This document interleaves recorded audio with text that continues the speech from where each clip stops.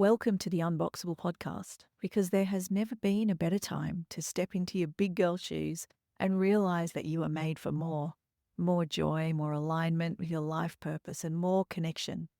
I'm Elena Turley, and I'm inviting you to join me in exploring how we can connect within ourselves and with those in our circles more deeply so we can make big change while still showing up as the best mothers, women, and humans possible. Let's begin.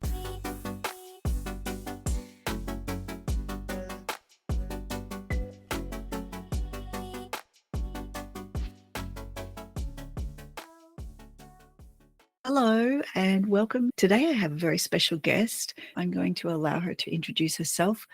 And please tell me, who are you, where are you, and what do you love to do? Well, my name is Anika Pavel. I am in Cape Cod, Massachusetts, and I like to do lots of reading, writing, and chasing after my grandchildren. How old are your grandchildren? I have actually 8, and they are ages 7 to 1. So I'm Wow, busy. congratulations. Thank you. That's beautiful. There would be a bit of running around there, I imagine. Oh, yeah. Yeah. Keeps me busy. Keeps me out of gym. And Cape Cod, the only thing that I know about Cape Cod is that there's rockets there. That's it. That's all I know. I guess it's the same for everybody. Yeah, it's a nice place. It's not far from Boston, which is important. Mm, And I married a Bostonian, so that's how we did ended you? up on Cape Cod. But it's a fun place. It's a little That's quiet cool. now. Everybody's gone home after the summer. It's nice fall, and I can concentrate on writing. And did you happen to get married in England? Yes, I got married in England, London. Tell me Um, about that. well, it was kind of fun. We were introduced by a friend, and we did not hit it off at all. But as they say, a bad beginning, good end. We just somehow suddenly became friends. I always say, and I'm not the only person who say, make sure you marry your best friend. And Yeah. so that's what I did, because no matter what happens early on, you'll end up with a friend, with a core person. Yeah. I married my best friend too. He's an unlikely best friend for me, but it's worked out really beautifully for us so far. Right. I live in Sydney. Oh, you live in Sydney? Where, in Mm, Australia? yeah. I'm in Australia. Yeah. Oh, I have such strong ties to Australia. Do you? In I, what way? well, when I was in London, my first flat that I was living in independently, I lived with the 2 girls who then moved to Australia, and we became friends, and we still are friends years Mm, later. that gave me chills. Whereabouts are they in Australia? Sydney, then the book cover was Mm. taken by Barry Weller, who was my first photographer and who also moved to Australia. I met my other best friend in London, Trisha, who is from Australia, lives in London though, and she married a Swiss man. And we're still very close friends. We lived in Hong Kong, and there I met another Australian couple who had a son same age as our son.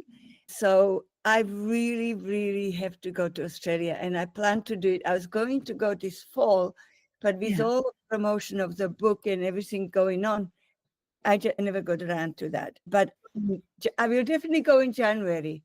Definitely, definitely. It's long overdue. I just have too many friends who live in Australia. The friends I met in Hong Kong live in Melbourne. I really have too many friends not to go. You Yeah, I absolutely lost touch must. with Barry for a long time, but then my friend who Rosemary, I said to her, I'm using Barry's picture on my book, and I really like to contact him. She said, I think he's giving a speech in a Rotary Club. So I contacted a Rotary Club and asked them if they would send my email to him, and that's how Yeah. we connected. The Beautiful. beautiful story, yeah. So do you want to know how I know you were married in London? How? When I did a little bit of research before we spoke, you were mentioned in Parliament, in the UK Parliament. Did you know this? Oh, Well, this if is it's you, your husband's name is James. that's right. There you go. I've just given you a very special gift. You were mentioned in the UK Parliament. A question was asked about how a Czech national and a US national could get married in London, and it was brought up in Parliament. Yeah. Amazing. Would you be? Please tell us a little about the book. Why did you write this book now? Why is it coming out now? Well, I always wanted to be a writer, but when I first learned English, my vocabulary wasn't good enough. I thought I would write in Slovak, but as I learned English and as my English improved, I suddenly find I really was thinking, because I was thinking and even dreaming in English, and increasingly hard for me to write in Slovak. This was, of course, at a time when we were using typewriters. Sure. And because I learned mostly from listening, I did not really know how to spell. And let me tell you, English is far more complicated language to write than Slovak.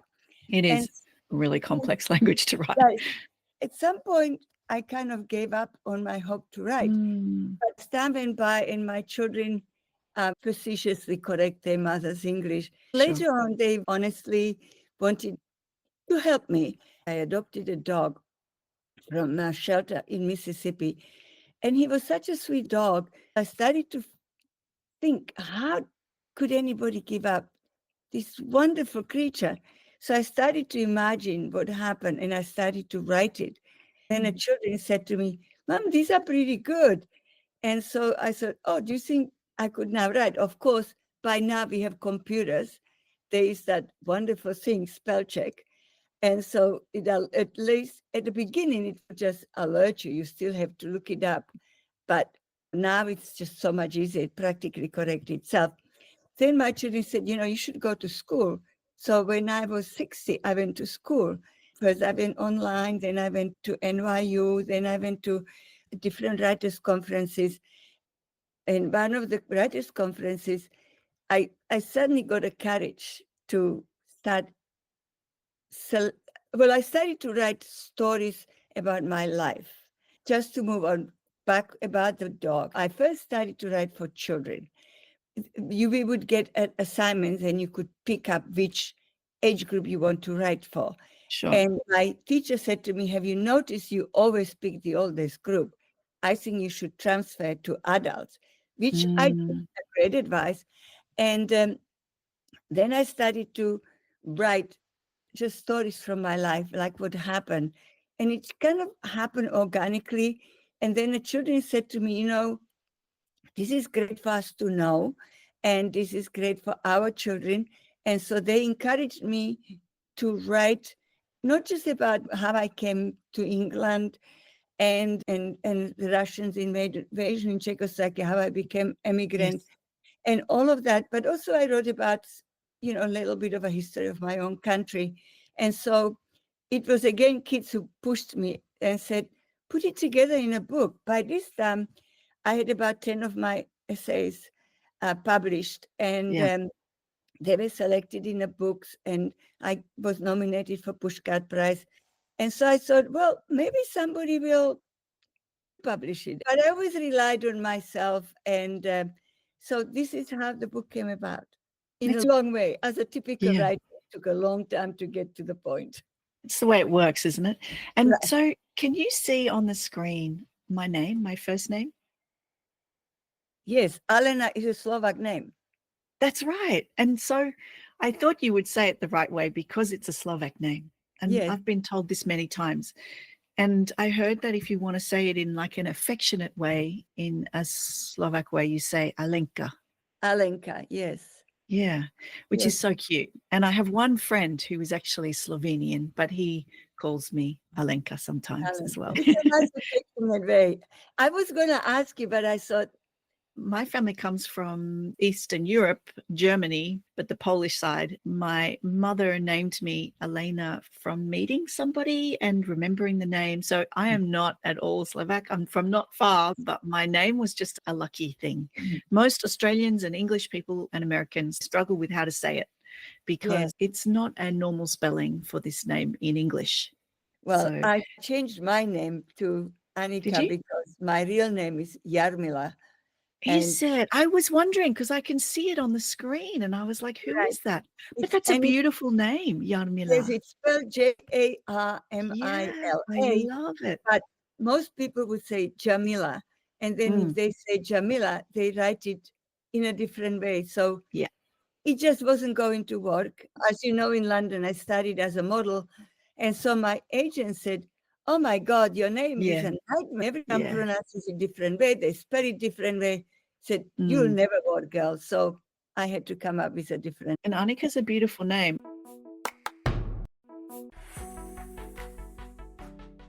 I want to share the incredible work that the women in the Soul Mama community are doing to step into big change, into their version of success, healing the obstacles that stop us, helping the negative self-talk, the self-doubt that gets in the way of us, bringing into the world our biggest visions for ourselves, our families, and our communities. It's a supportive space. You can join a free community and gain a host of resources. It's a really exciting place to be, and you will feel the gentle accountability of the community. At www.alenaturley.com, that is ALENATURLEY.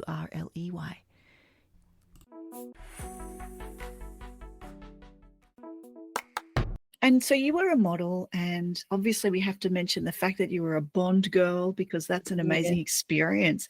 Can you tell me how you felt when you discovered that you got that role? Oh, I was excited, obviously. It was, at the time, I was really doing a lot of television work as well. I was on a Benny Hill. Yes, I did quite a lot of shows with him. If you look up Radon or Waterloo Station, you will find Um, me, right? And so, yeah, so it to be a Bond girl, it's kind of like a cherry on the top. I met Roger Moore in New York on the 50th anniversary of Bond. really? He was incredibly nice, and shockingly, he remembered the day we were shooting together. We had a lot of fun. He was there to sign a Wow. book. It was quite surreal because at this time, I thought of myself as a writer and as a mother and grandmother. I had the picture of it from the movie. It was like the line just opened up and just everyone let me Mm, in. And I was like, wow, this is so wonderful. It was wonderful to see him. how amazing. So Roger Moore was always my favorite Bond. He was the one that was Oh, popular, and I nice. came to know what it was. So I probably watched you on screen at some point, and it must have been a real amazing experience. Do you miss being on set? Because I used to work in film as well. Sometimes I really miss the on set feeling. It's like a family when you're on a really good shoot with a Yes. great crew and everything works beautifully. It's such a good feeling. Yeah, it's nice. Television is also a great set because I did the two Ronnies and Frankie Oh, Howard. You get to know people, and often people go from one place to another. I kind of miss that often because writing is a very lonely occupation. But I allow my writing to bring me back to those days sometimes. So mm. uh, that's how I compensate. Yeah, I can understand that. I have to say, I'll put a little bit of footage of this online. I feel disheveled compared to you. You are so beautiful and polished in the way that you appear. Not only that, you look about the same age as I am, and I'm 52. From the stories that you're telling, I can tell that you're not 52. I'm fascinated. How do you take care of yourself? What do you do to have such incredible skin, to look so youthful? You have a beautiful haircut. You're a very stylish woman. Tell me, tell me the secret. I want to know your Well, secret. I will tell you that the haircut is just, it's easy. I don't have to do Really cool. anything with it, It's you know. it's like the pixie cut. Yeah. And so when I had longer hair, like your haircut, Yeah. but as you know, as a grandchildren multiplied, I did not have any more time to style my hair. So back to the basics when I was 10 years old. And this is where the haircut comes from.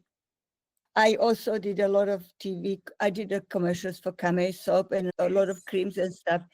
The only person who did anything to my skin was my mother. I inherited it. You'll be horrified when you find out all I use is soap and water, and Yeah. that's it on Yeah. my skin. And That's brilliant. What it's, about diet? Do you have a very healthy diet? Do you exercise? What's your whole life well, plan? I do. Well, I do. I was a swimmer. I've been used to exercising all my life, and swimming is great. It keeps your posture because Mm, in swimming you have to walk straight and always put your shoulders back. yes. And so, yes, I have developed a routine of exercise, which I did all my life. Then my daughter had quite a severe scoliosis.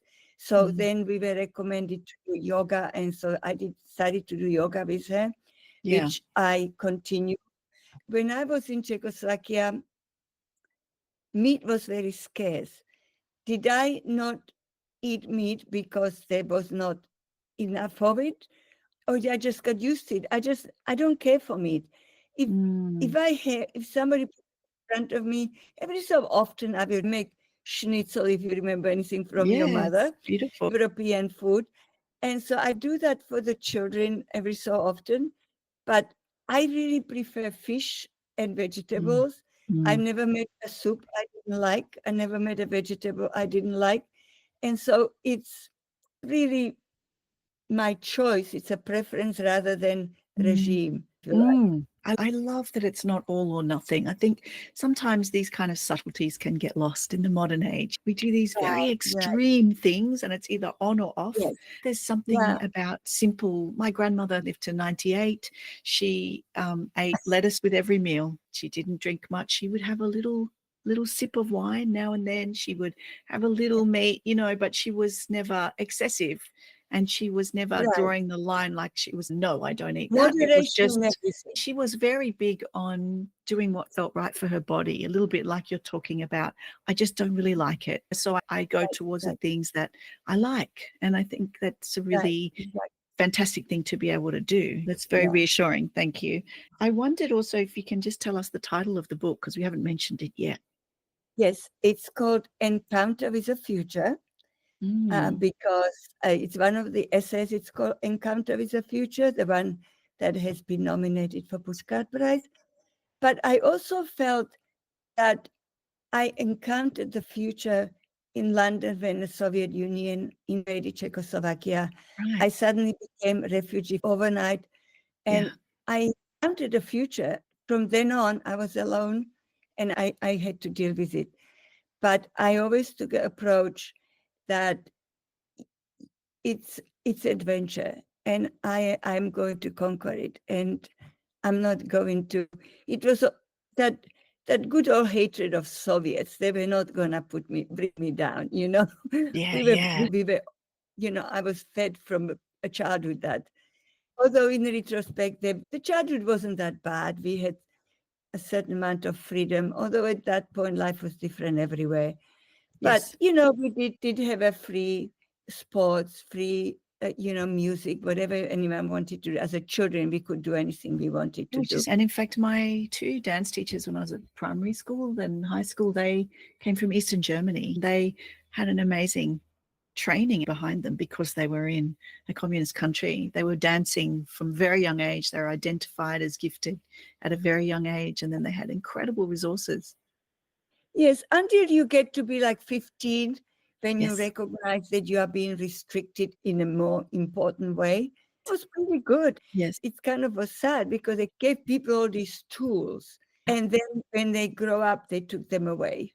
Like you right. can't actually use them. You cannot Mm, travel. You cannot see what you want to see. You cannot listen yes, or read what you want. So it was kind of a strange oxymoron.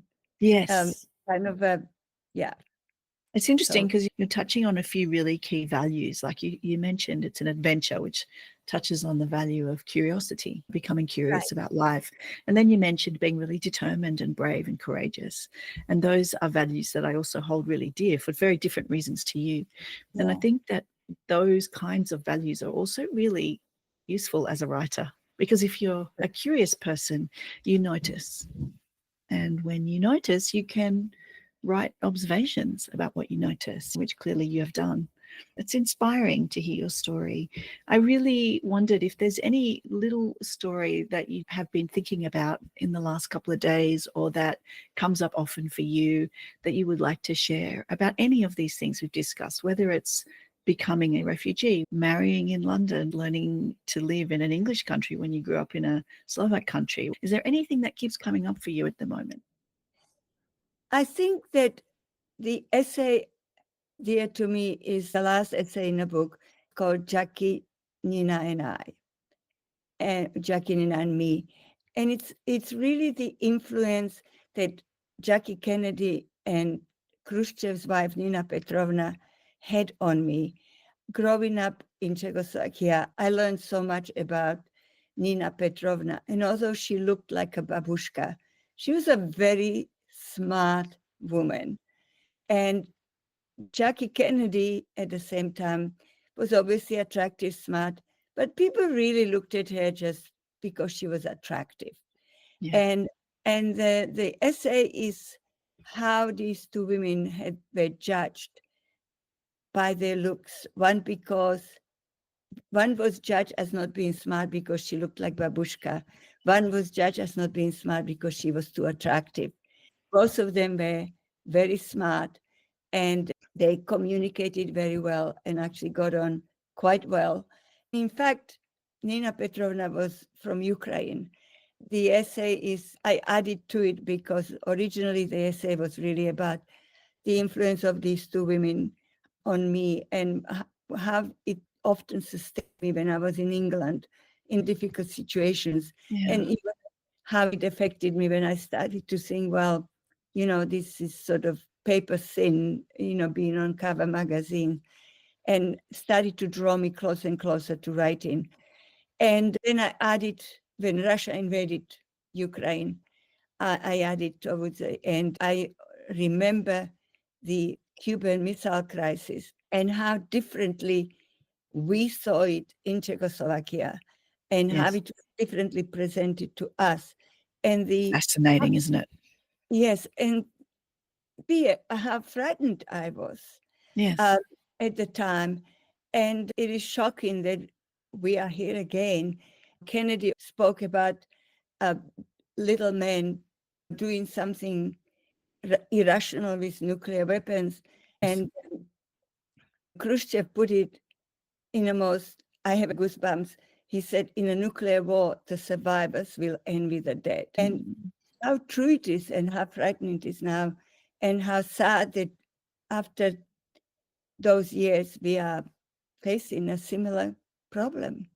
Yes. It's hard to know how to make sense of the world at the moment.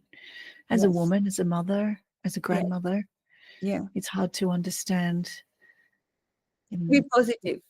We have to be positive, but we also have to remain observant and vigilant, without ignoring and putting our head in the sands. But I'm with Right. you that I don't think there is any value in falling into the pit of despair. It makes us incapable of action.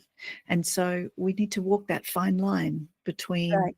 holding a bigger vision for humanity, but Yeah. also taking action where we can, right? Right. So I get asked a lot because my grandparents were refugees from Germany, and they have a certain history that people then expect me to respond in a certain way to what's happening in the world at the moment. This is not about taking sides. This is about understanding the commonalities that all humans have and the common needs for freedom, as you mentioned, Right. the right to authenticity, the right to be who you are in the world. Those are the rights that I talk about more than anything. And Right. to respect cultural difference as well. That we can't understand the cultural reasoning behind some of these conflicts if we are not from that culture. It's very difficult for us to understand and respect. And so for me, that's what it comes back to. But it is hard to know what to do. I tend to focus my work in the area of understanding what used to be called tolerance, but now tolerance sounds like, well, I'm just tolerating you. And now we've Right. taken a step up to understanding, like, let's actually understand each other. Right. Right. So Yeah.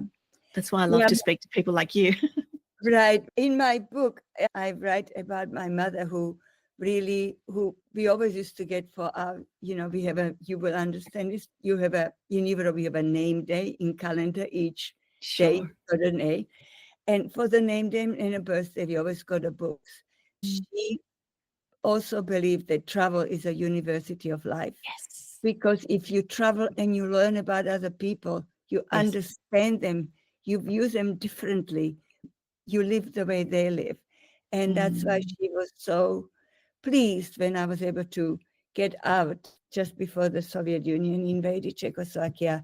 People knew more about each other. I'm just hoping, like with everything, like this technology is going to calm down, because right now, because of the total freedom, there's a lot of, we should be getting better because we can Yes. communicate and learn Yes. about each other I so much agree. easier than we did before. But unfortunately, there are few, everything in moderation, my father used to say. And Yes. even too much freedom can be bad, because then Yes. everybody can say what they want. And if people are in hurry or don't have time to investigate, Yes. something seems right, and then you can believe it. And that's I agree. I think it's really dangerous. I also agree with the idea that, with freedom comes responsibility. And exactly. this is something that I think has become a little bit lost in our modern Western culture. Yes. I really do. And Yeah. when I speak to other refugees like yourself, or like I recently was at a school dinner for a soccer team, I got talking to this lovely Chinese couple. Their son is in the same school as my son, and we were talking, and I realized that her father was a refugee from China to Australia in the 1950s or 60s. We just had an understanding. It was really Right. interesting Yeah. because we had both experienced, not even ourselves, but because those close to us had experienced displacement, we were Right. imbued with these values Right. that difference is not always bad, that Right. understanding is the most important thing, and that seeking to understand what we have in common with other human beings is so powerful. So Right. it fundamentally changes you.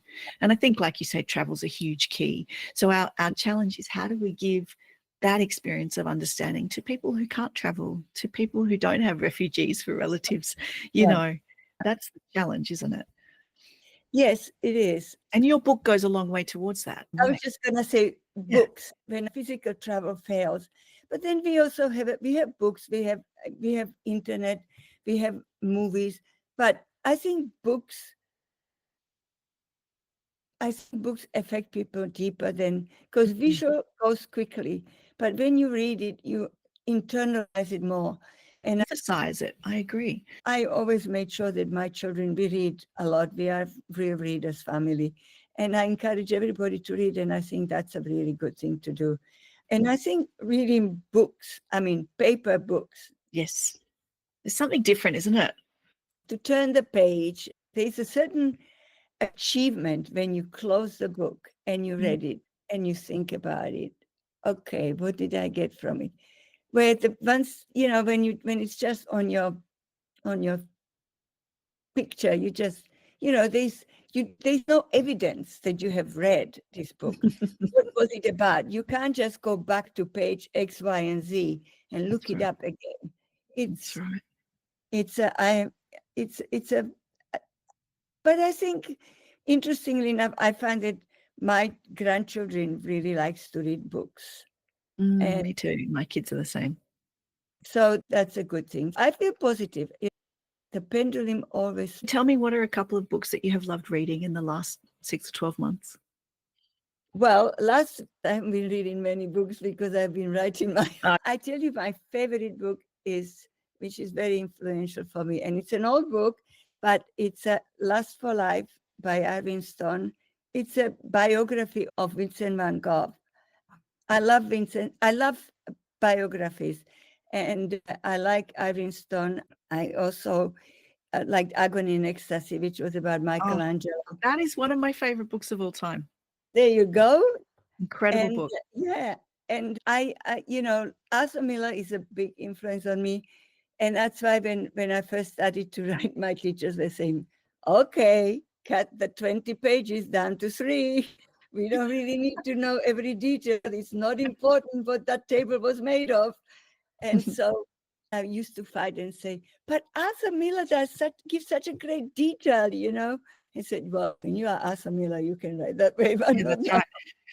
I'll give you one. It's a very modern book that Okay. was one of the top sellers of last year. You might have heard of it already, called Tomorrow and Tomorrow and Tomorrow by Gabrielle Zevin. It's a fantastic read.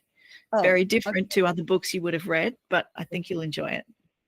Okay. Well, the other one I also read, Still Alice. Have you read? Still No, Alice. I think I've heard of it. It's written by a woman. She wrote it in Cape Cod, and it's about her mother, and it's about the woman who, her mother was a scientist, and how she was diagnosed with Alzheimer's and a whole process of that. It's very touching. Well, listen, I think we probably need to stop talking. I feel like I could actually just sit here and chat with you for hours. It's very, very nice to meet you. And I would like to extend an open invitation to come and have a coffee with me here in Sydney, please. And I would love to. Yes, I'll keep my details on hand. Yes. It's been such a pleasure to meet you, Yamila. Yes. Anika. Thank you so much for coming on the podcast with me. You can get my book on my website. Oh, yes. Tell me how we can get in touch with you. It's www.anikapavel.com, and you can get directly to my book from there. It's about me, my modeling, my acting, Fantastic. about my Slovakia. So it's very comprehensive. What a great And I story. look Thank forward you. to meeting you. I Yes, definitely, me too. when I go to Australia, I would love that. I'll Yeah, show you my because beach. I will go to Sydney and to Melbourne because that's where my friends are. That would be really beautiful to meet you in person. And now I have yet another friend in Australia. Awesome. Another reason to go. I'll be honored to call myself your friend, Annika. Thank you, everybody, for listening. And stay tuned for more of this beautiful book. I'll put some information in the show notes and help you find it. And it would be well worth a read. Thank you. Thank you very much.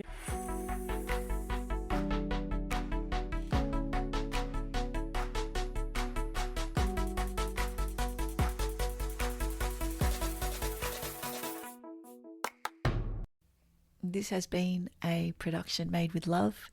I will continue to offer the best possible resources to assist you in staying connected and reconnecting, if you've lost connection, to your deeper purpose and meaning, so you can make the big change that I know that you are called to do. If you know another woman who might enjoy this, please share it with her. Leave a review. Get in touch with me on socials or inside the Soul Mama community through the website in the show notes.